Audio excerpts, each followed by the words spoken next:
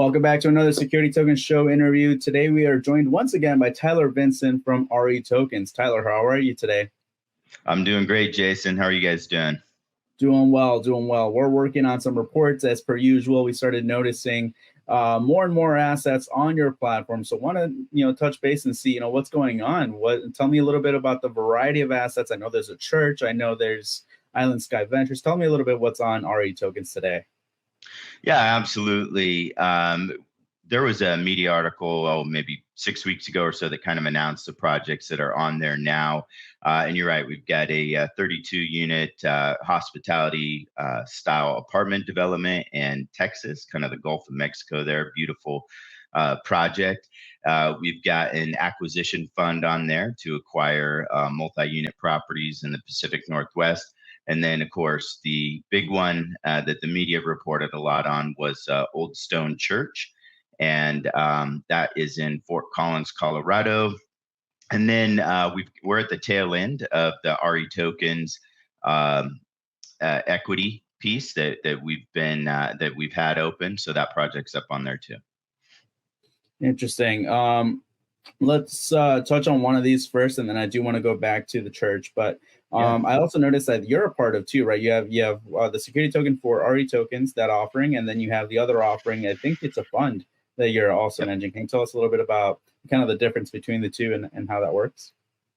Yeah, the REtokens one is actually equity in REtokens. We tokenized the company itself, and as a capital raise, we sold some of those security tokens. And we're right at the tail end of closing that up.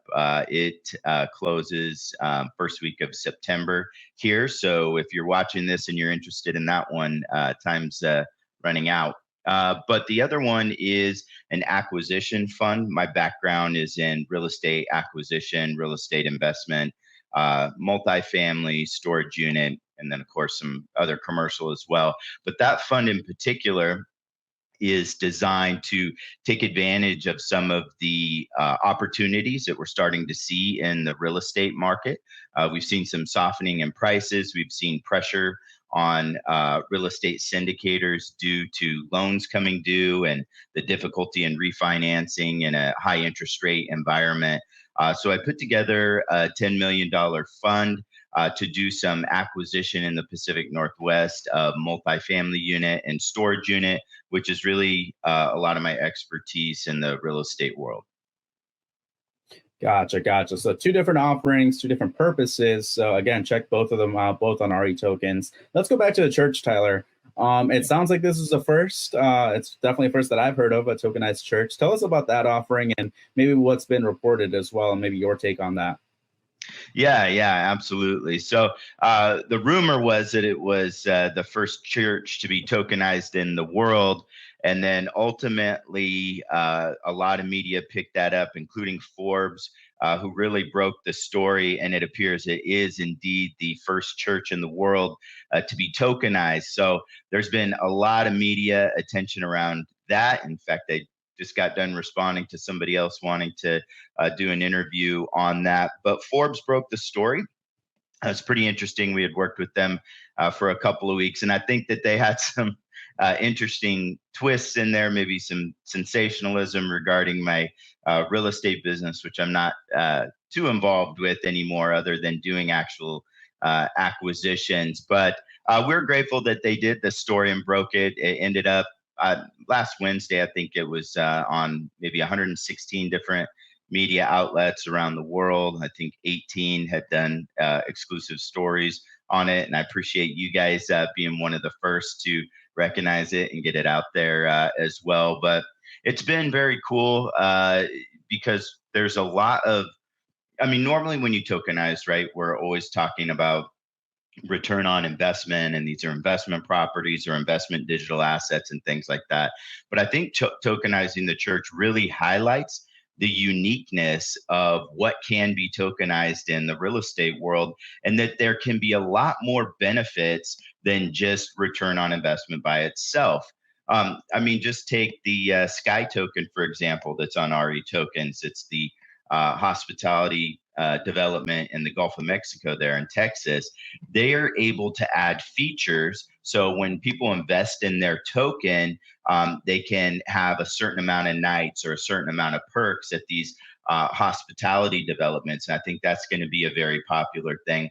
And when it comes to the church, we've had conversations where there's other churches now looking to tokenize, because it was very much about community impact and very much about these ministries being able to kind of come together to get a church. Normally, you'll see small or mid-sized churches that cannot afford their own church building, but tokenization is something that allows them to kind of come together and do that, as well as allow the community to truly have impact. So I'm very interested to see what type of unique properties will tokenize in the future here. There's been everything from museums to historic properties and things like that now that people are kind of opening their mind to and thinking, wow, we can have the community actually own a piece of this, and it can really be kind of a legacy investment as well. So it's been fun to watch and be a part of. Yeah, I like it. It's a really interesting use case.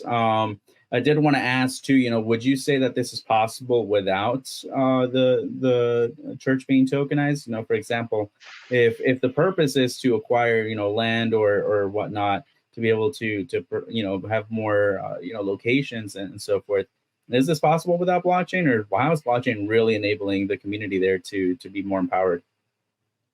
Yeah, well, I mean, it's also possible to walk or jog the Tour de France, but I think it's going to be a longer, harder road, right? So, yeah, I mean, it's a security. So we're operating under current, security compliance. That one is a SEC exemption called the Reg D, Regulation D 506C, which is something that you commonly see out there. I think the real difference, and this is where tokenization of assets comes in strong, especially in real estate, which is typically very difficult to buy, sell, and trade individual shares of. So technically, yeah, you could do the same exact thing and sell, membership units, if you will, but it's much more difficult to share that with the public.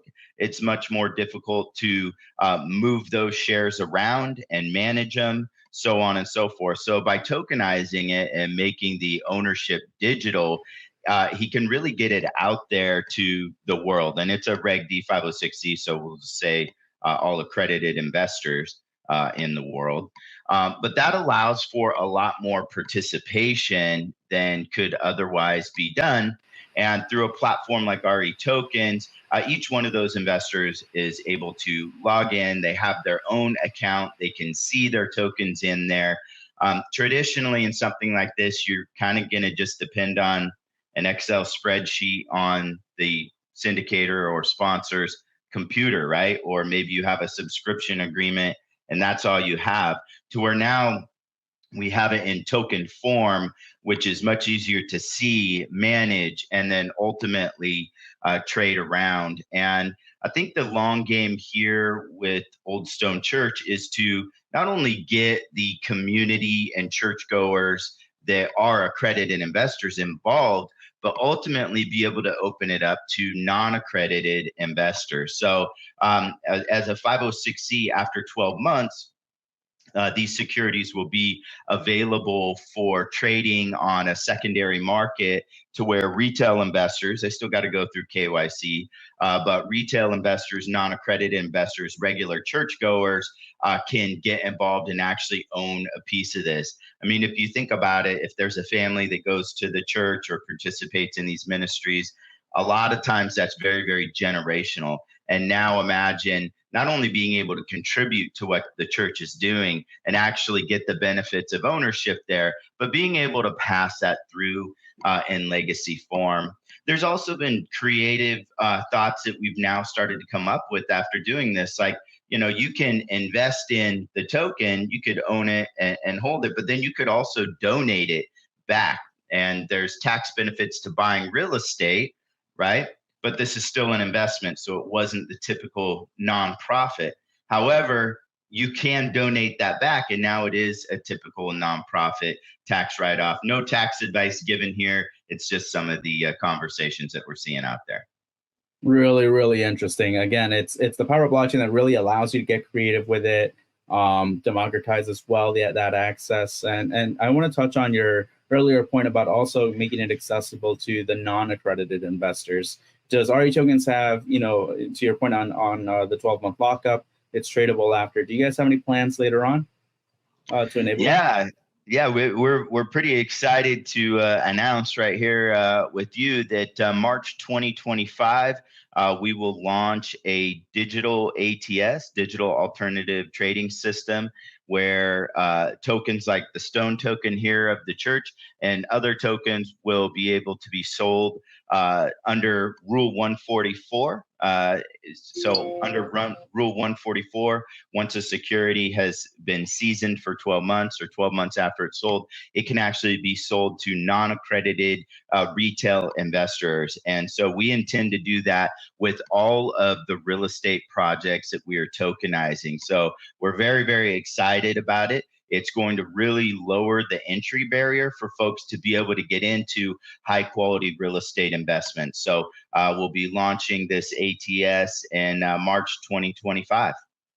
That's super exciting. Appreciate you letting our audience know first here on the Security Token Show, Tyler. And I'm excited, obviously, as you guys know, we do track a lot of this on stm.co, and to have another ATS join the secondary markets here and for security tokens specifically, that excites us to see, what else happens. Of course, you guys are working on real estate, around the world and in unique use cases such as the church here. I'm curious to see what else you'll launch in the primary phase from here to March.